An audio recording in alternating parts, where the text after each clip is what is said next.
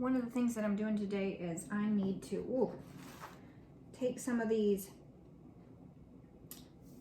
sweet potato slips and get them pulled off of the potato here and into some water because they are getting mighty tall.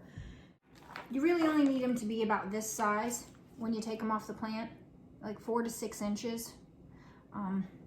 You don't want them to be real small like this one here, because you're going to put them in a jar of water, and that's really all you do. This process, this is the first time I've ever done this before, and it was so easy. I went to Dollar Tree and just got a couple of these aluminum foil trays, filled them with my seed starting mix, and plopped the sweet potato, which I bought organic, and I plopped it right down in the middle of the dirt there. At first I didn't think it was working because it was like 3 weeks in and there was nothing happening, and I thought, well, this is a bust.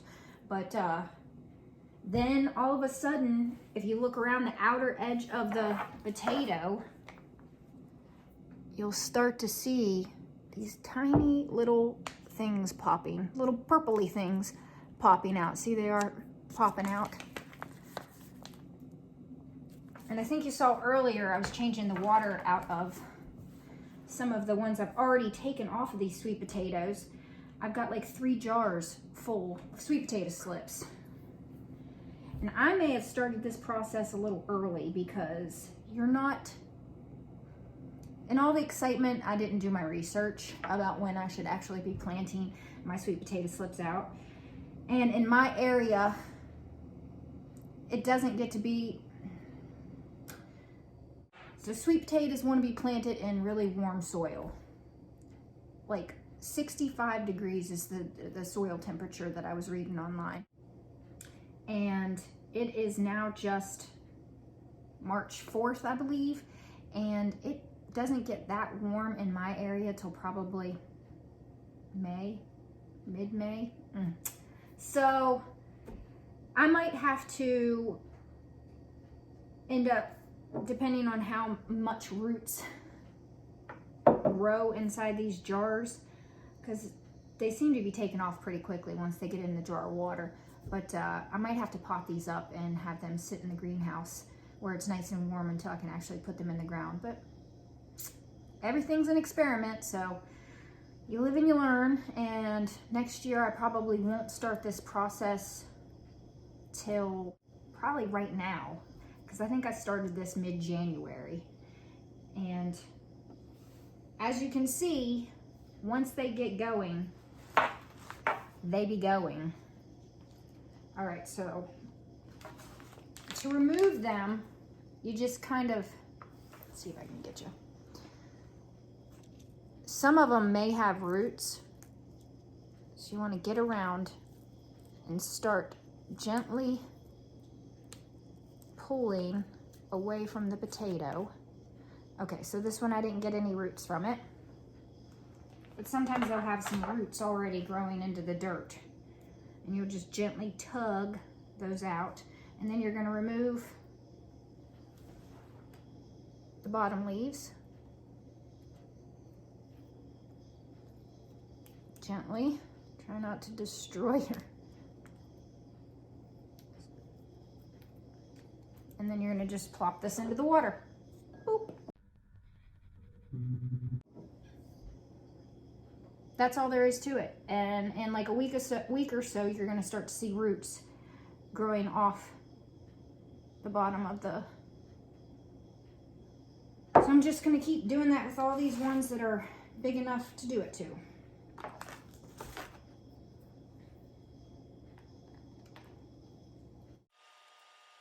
Yeah, okay. See, this one already had some roots.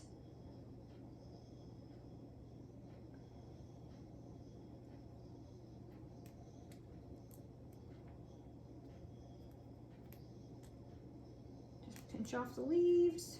That's pretty good. Get in some water.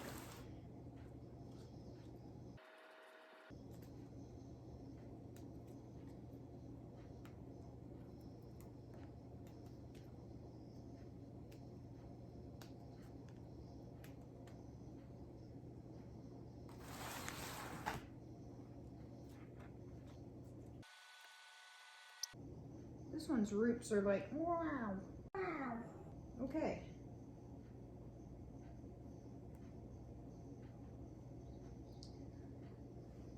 So this one's got a good amount of roots already.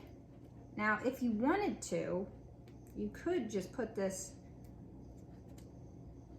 in a pot of seed starting mix instead of the water, but I'm just going to put it in the water and let it grow more roots. And be gentle as you do this, because as you can see, I've got a small start growing right beside this big one here that I'm going to be taking out. So just kind of pull away gently and get that away from the one without trying to damage its roots.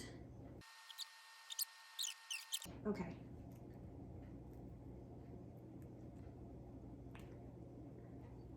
And where you take these off, more will grow in its place. And I think I'm doing like about 5 to 6 per jar.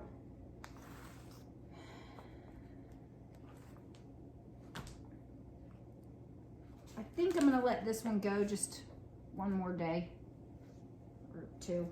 I've got one more here on this one.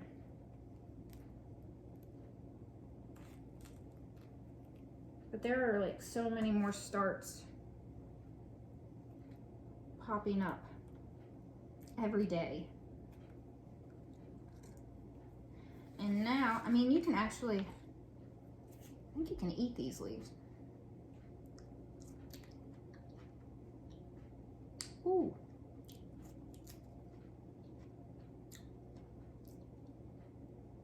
They're tasty. They remind me of a green bean.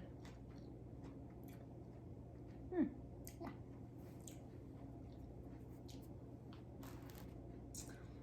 So I got 1, 2, 3, 4, 5, 6, 7, 8, 9, 10, 11, 12, 13. I've still got 13 starts.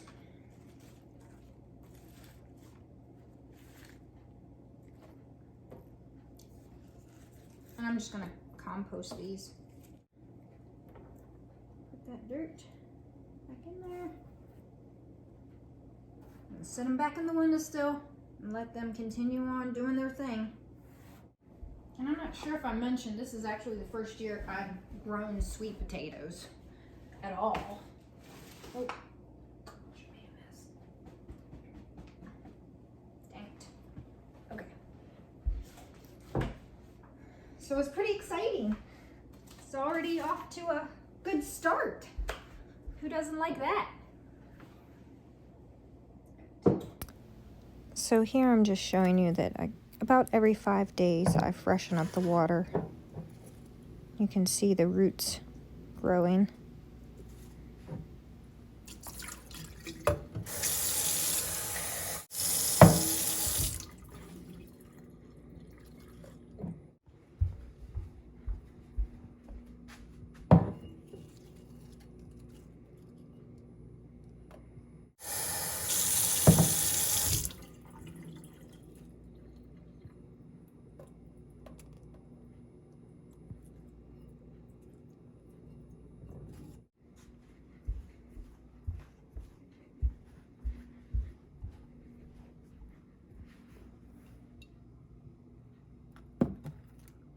So I just wanted to get on here and say that if you're watching this video and you're thinking, well, that just looks too easy, it really is. It is that easy. I was intimidated by it for some reason. I don't know why. It just seemed odd to me to be able to put a sweet potato halfway in the dirt, not even all the way, and that it would grow something. But it did. So if you've ever wanted to grow sweet potatoes, it's a very simple process. At least up until this point. stick around. I'll show you how I prepare the beds that I'm going to plant the sweet potato slips in. And I will also have a video of me, when it's finally time to harvest them, digging them up and showing you how many pounds I can get from just these 2 sweet potatoes. So if you like this video, give it a thumbs up and please subscribe. I will see you in the next one. Until then, enjoy your day.